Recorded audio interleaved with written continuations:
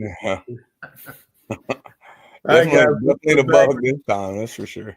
All right, guys, we're back. It's time for the players of the week from Friday night's round 4 of the playoffs. We got some exciting highlights we're going to get to. And as you may notice, the guru is not here. It's his birthday today. So happy birthday, Chris. And I'm going to try to fill in for you again. But here we go.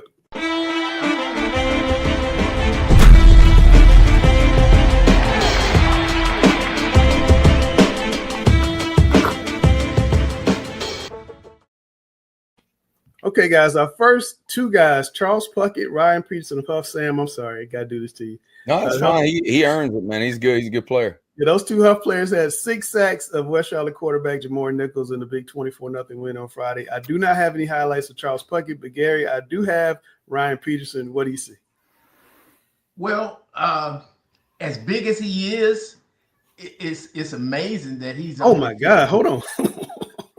Go ahead. Wow. He's a 10th grader, if you can believe that. That's scary. I had him in driver's ed this summer. Yeah. And he wears glasses. He looks like a black Clark Kent. Oh. You see how he's launching like Superman? He's hitting like Superman. He's hitting like Superman, but if you see him in a classroom, you know, he's got these black rim glasses, very studious. Kid's a player. He's already been all. I mean, look at these hits, man. He is running through people. You see, like Ryan Clark, you see it for the Steelers. Yeah. That's what I'm talking about. And I talked to him before the game, as a matter of fact, Friday night. And he just kind of winked at me and said, "Watch me tonight." And you see what I see? Wow. They made life tough for one of the best players in the state on Friday night. That's for sure. Yeah. You're going to see him on Saturday afternoons on national TV and maybe on Sundays. That's the kind of good player he is. Sam, your assessment as the opposing coach. Oh, great player. I mean, their whole defense is amazing, but like you said, the linebacker crew is as good as you're going to see in the state of North Carolina. Collectively, number 4, number 5, their other guys phenomenal. They track the ball really well. Good eye control. You know, he's earned that. Next guy up, we got Jackson Kemp, Northern Guilford.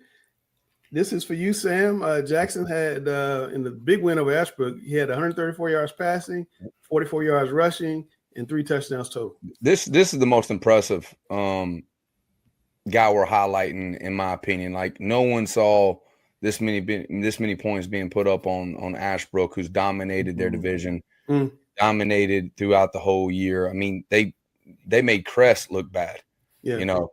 And this quarterback led their program, Jackson Kemp. I mean, he was throwing the ball extremely well in great windows, great poise. Offensive line did a phenomenal job. They do a lot about it, quarterback counter, a lot of different things that they were doing.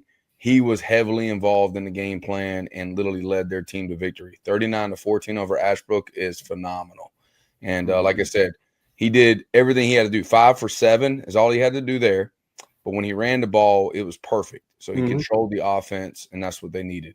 Now, I think that was one of the more shocking wins of the week, as you said. We were thinking that game was going to be 14-7. And it turned out to be something different. Another game that may have surprised some people was Crest got a second win against South Point on the road in the playoffs. Hales and Devarius Surratt had 3 interceptions. South Point threw the ball 3 times. It was a surprise. Right, that's the first thing that I noticed. Like, obviously they run the ball so very well down there, but know that they had to throw it so many times. Obviously that's Crest doing a great job to put themselves in a position to try to get South Point to do something they're not, super comfortable and super familiar with. But the thing I'm seeing watching them on these highlights is this patience. A lot of times when you're playing this offense, as the offensive guy, like, you're relying on defensive kids to be impatient, to jump into gaps that aren't theirs, to kind of chase some ghosts, get after things that aren't happening. But he sits back, he's patient. Like, that's where the first pick came from.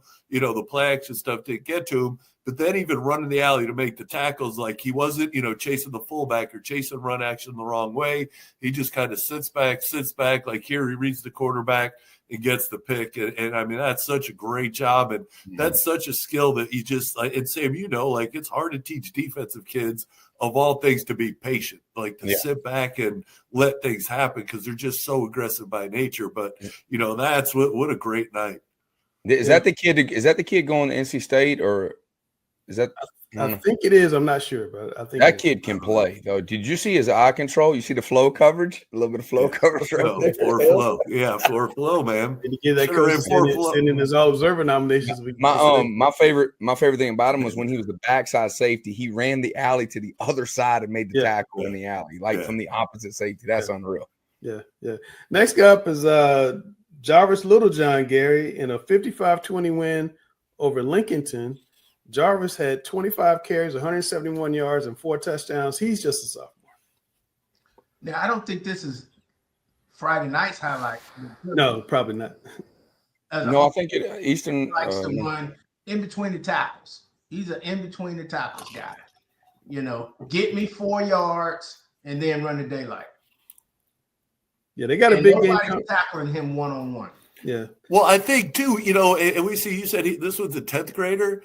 Yeah. Like, how many great young running backs are there across the state right now? I mean, it's 2 weeks ago we were talking about the freshman from Scotland, and then last week we were talking about another freshman, and there just seems to be an abundance of these 9th and 10th grade running backs that are just putting up huge numbers and are carrying it 25, 30 times. Like, when I was a freshman, the last thing I was worried about was carrying the ball 25 times in a varsity game. Like, I was making sure I had money for the concession stand, but these guys, again, 9th graders, they're carrying the offense. Lincolnton has a bunch of young kids, and they're going to be really, really good. They got a big game on Friday night against Shelby. The first time those teams played, it was an overtime game. I think Lincolnton won at the buzzer, and we had Jalathan Mayfield. You guys remember he came on, and the linebacker came on and talked about that win.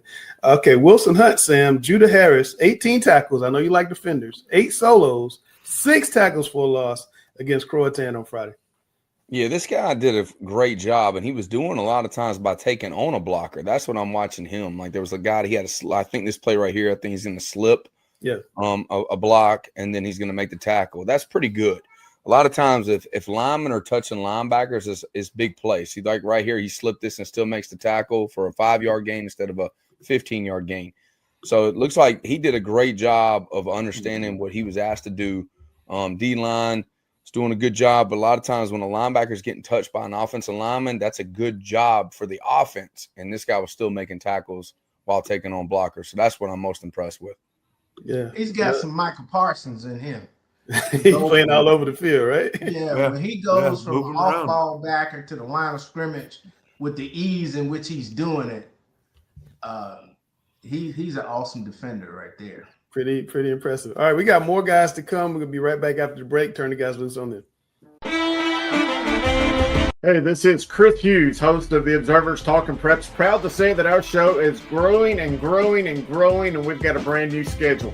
Mondays at 8 p.m., get our players of the week. No more waiting. Then on Tuesday, 8 p.m., catch me and Sam and all the guys of the #1 show in high school football in North Carolina, Talking Preps. Wednesdays, 8:30, Dale Ross and Jim West will host Talking Preps OT Live, talking about statewide issues, trends, and interacting with viewers. And don't miss our post-game show Fridays at 11 p.m., where we wrap up all of the night's actions. At Talking Preps, we've got you covered all week. All right, guys, we're back. Second half of Talking Preps Players of the Week. And Gary, I'm going to come to you with Blake Moses out of Jacksonville.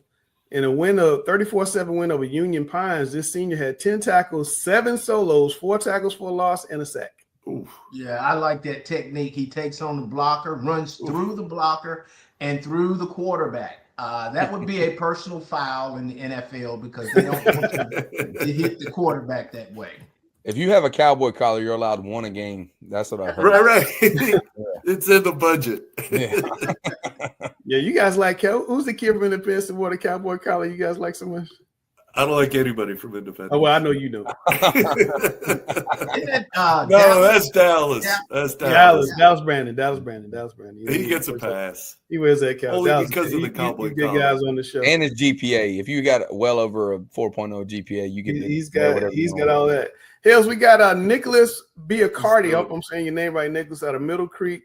Him and quarterback Lex Sevilla hooked up 9 times for 209 yards and 2 touchdowns with a tight win over Northern Nash. Yeah, we had Lex on not too long ago. The thing that I'm seeing here with Nicholas is he is getting wide open. So, there early on in the highlight, you see the corner trying to get hands on him, and he just slips him. He makes a miss.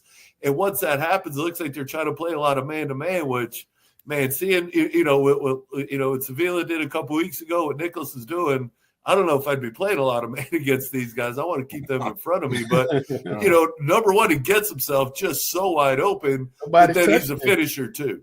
Look at him. He's catching. He's going. But, 9 for 209. Let's go. Let's go, especially in the playoffs. If you can still throw it like this, that's going to make him a tough out. All right, Sam, next up is the biggest quarterback in North Carolina, Land Farmer of Shelby. 43-41 win over Eastern Randolph. My man was balling, 22 of 29, 388, 3 touchdowns, and he ran for 2 touchdowns. Yeah, this guy's legendary. I mean, this guy's phenomenal. I mean, just look at him. He wears a 3X jersey because he's so broad. That played at Kentucky. I want to know. Yeah. The Jared Lorenzen. Yeah, it looks like Jared Lorenzen back there. God rest his soul. I think he did. Yeah. Yeah, but you talking about 8? Like, how is this guy wearing a single digit? This guy's a huge man. Did they special order these jerseys 4 years ago? That's all I want to know when he came out of middle school, because this guy's a ball. And they're like, look, we got a corner that's 240 pure muscle, 6 foot, whatever. And we're going to get him a double X. Okay, wearing number 8. So this guy did a phenomenal job. Huge win, 43-41. And, like, if you're throwing the ball 29 times and you're completing 22 in the cold, and you ran the ball, had 2 scores on the ground, I mean, this guy's, one of the best players in the state. And the reason why Shelby's as good as they are is because of this guy right now. Absolutely. All right, Hales, coming to you. West Craven's DJ Davis. His name's Andre. They call him DJ. 40-12 win over Southwest Edgecombe. He ran 23 times, 241 yards, and 3 tutties. And no tackles. I mean, the first thing I know we're going to talk about him, obviously he's a quarterback, he's throwing the ball, but 23 carries. I mean, see him, right here on this highlight, he's playing deep safety. He's going to come up, he's going to make a play on the ball here. He's going to turn around, and now he's going to take the snap. And, so you turn around, now he's playing quarterback, So, I mean, obviously it's the kid. He's probably not leaving the field. I'm assuming he's out there on punt. He's probably covering kicks too, but I think he's the kicker. I think he's the kicker too. Right. But he's Tony Stark out there, man. Tony Stark. He's the Iron Man. Giving these guys a chance to go get it, and again, go get it, man. Go get it. Do that was Allen Iverson. Yes. Yeah. Allen Iverson was great. Turn around and play that might be very comparable for that kid right there, because he's doing it all. I heard. This is a rumor. I heard that he tried. You know how in high school you can use the kicking block? I heard he caught the snap, spun it, and kicked it. Didn't even have a holder. I'm serious. I don't know. I want to see that clip. But All right, Sam. My last guy up is Cameron Clem out of Murphy. Sam, 2 weeks ago against Community School of Davidson, he had 456 yards, 8 touchdowns. Friday night against Corvian, which was coming off a state championship appearance, he had 377 yards and 4 touchdowns. Yeah, I mean, Corvian's got some speed. And so, you're watching the stats in the game before, and you're like, well, maybe they just didn't have the athletes to run with this guy. He's doing it versus Corvian, and Corvian is very polished. Charlotte-based school, you know what I'm saying? And they got athletes that can run around. So this guy putting on 370 yards. Did we update his stats? Does he have 5,000 yards rushing on the year? I mean, I don't know what he has on the year, but he's got darn near. My gosh. Like, seriously, he is. I mean, you're talking about an ice bath. This guy right here, just playing offense, he's sleeping. He is Saturday and Sunday. He's literally in the cold tub watching film. Sam, I have a question though. When you get run down at the 1, do you let the guy take it in, or do you let somebody else run it in? Absolutely, you got to give that right back to him. Well, I don't know. If he got hawked by somebody I didn't think he should have been hawked, I might pick on him a little bit. Like, you don't deserve that. I'll pick on him after he scores the touchdown. Yeah, maybe so. All right, guys. Look, those are the athletes of the week. This week, we'll be back next week. I think it's our last show next week. In fact, we'll be back next week and with the athletes of the week and Mr. Football and all that good stuff. So make sure you tune in to Charlotte Observer, and we'll catch you next week.